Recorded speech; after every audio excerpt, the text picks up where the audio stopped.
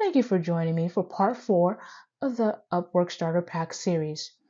In this series, I'm tying everything we've learned in parts 1 through 3 into a cohesive framework so you can continuously win projects and you don't find yourself in a drought. And if you haven't seen part 1 through 3 yet, I will leave a link in the descriptions below to each of those parts. And I'm not going to waste any more time. Let's get this video started.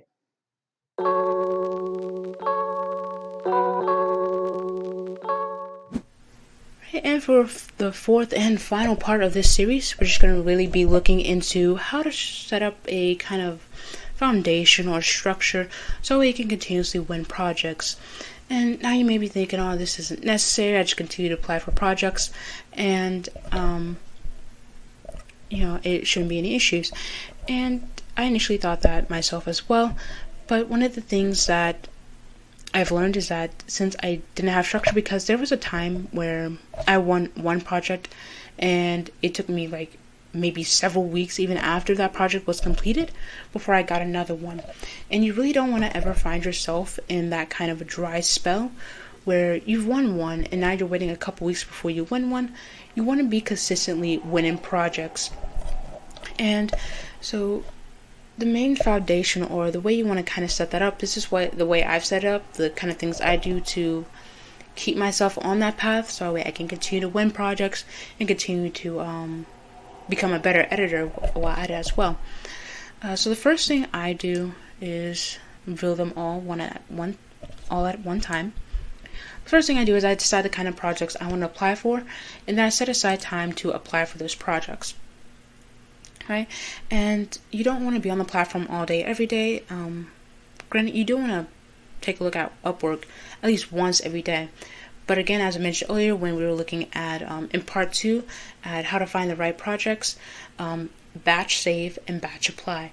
Because you don't want to just spend 24 hours of every day on this platform.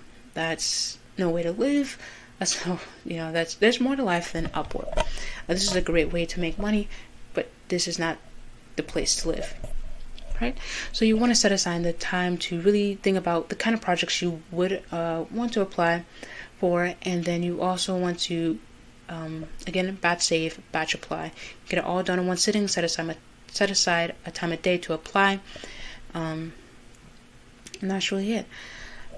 Because you don't just want to apply for any projects, especially considering the fact you do have to use connects to apply for these projects. So you're going to end up running your connects. Like, why would your connects going to be gone before you maybe find a project that you are honestly interested in? Be interested in the projects and apply for the ones that that you would think you'd be good at. I guess is what I'm trying to say. So that's one of the first things I did. The next thing I did, there we go, that was the second part. Determine the price and structure you want for your projects. Do you want to apply for more hourly projects, or do you want to apply for more fixed? And you may be just thinking, why don't I just apply for any other random project? Well, the thing about hourly versus fixed projects, hourly, you may have a chance of making more money.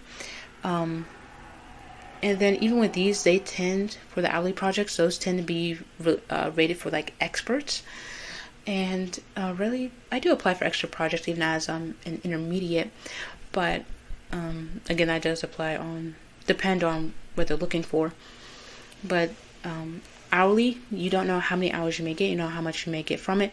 You may just get 1 hour work from this project. Or you may get 10 hours. You just don't know. There isn't a guarantee. Now with fixed projects, there is still that guarantee. It's just, are you getting paid for the amount of work you're doing? That's the only thing about working on fixed projects. So it really depends on what you're looking for, and you don't just, again, want to go applying for any projects just because they're there. Again, connects do cost you. And so you do kind of want to set up a ratio. Do I really want to apply for more fixed projects, or do I want to apply more for hourly? And with those ratios, it's not saying, oh, you can't apply for hourly, you can't apply for fixed. It's just, where do you want your main focus to be? And kind of start looking for projects around those. And if you do find a project that you're interested in, that may be fixed or hourly, despite the fact that you may be doing more hourly than fixed, still apply for those. just have an idea of what your main interests are in regards to the payment structure, right? And so that was 2. And then 3, how often do you want to apply for projects? You do want to apply every day.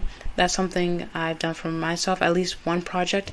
I try to get 2 to 3 projects to apply for every day. Sometimes there aren't going to be projects that you're interested in, and that's kind of the tough point, or the tough part.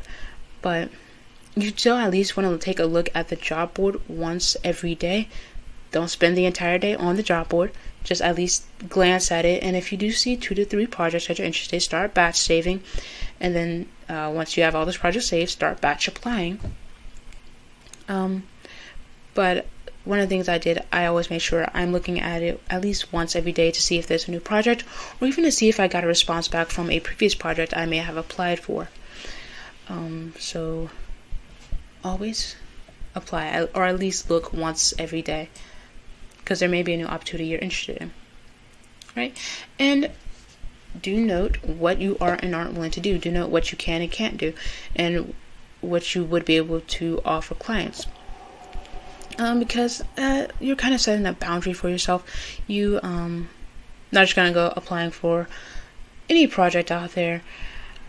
You have an idea set in stone. Okay, so I'm a really great line editor. I'm just really going to stick to that. I'm not so much into developmental editing, so I'll stick with the working on grammar and spelling, punctuation, sentence structure. I'm going to really focus on that because that's where my strong suit lies, and that's where I would be able to provide the most quality to my clients. So always notate what you are and aren't willing to do. You really just want to have that set in stone, because you may find a project and then be like, oh, it pays a lot of money, but I don't have that skill set. And then you end up applying for a project that you don't have the skill set for, doesn't come out how the client may want, and that may lead to potentially a bad review. So notate what you are and aren't willing to do, or what you are and aren't capable of doing. And you can always improve. And that actually leads me into the last part. I didn't make a number 5. I should have made number 5. Always find a way to improve. And whether that be the proposal, bio, craft, offering, whatever you have, you don't want to ever stay the same. There's always room for improvement. And one of the things I'm trying to improve in right now, I do have basic formatting skills, but I would like to become more proficient in that, because that's another way I can start making money on the platform. I can do that as another offering. So in conjunction to doing book editing, I know there's a lot of projects on here that are looking for people to do KDP formatting to set up their books for being published on Amazon.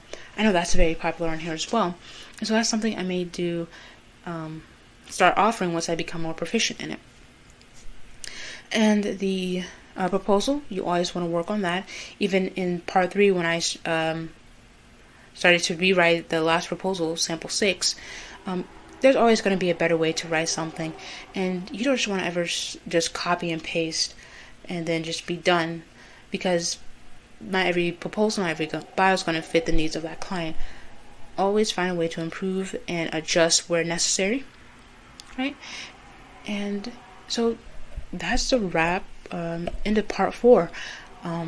These are 5 things I kind of do. You do want to develop that framework. And yeah, that's it for this part 4. I'm going to take myself out of this computer, wrap up this entire series, and I'm going to see you guys on the other side. Thank you guys so much for tuning in to this series. And that is it for this entire 4-part Upwork Starter Pack series. And if you like to let you guys know, so this is something I am considering. If you are new to Upwork and you would like for someone to just take another look at your proposals or bios, let me know in the comment section down below. And also, if you guys are interested in that, I may create a separate inbox where you can just send those proposals to me, or even your bios if you like someone just have a second look at it.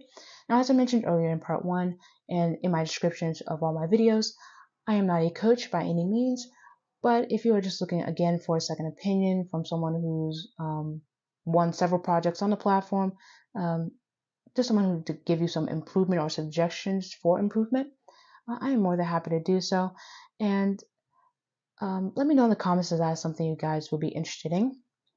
And if you found this entire series helpful and you're looking for more money making content, please hit that like and subscribe button and turn on those post notifications so you can be the first to know when I upload my next video. All right? Thank you guys for tuning in. Take care and stay safe.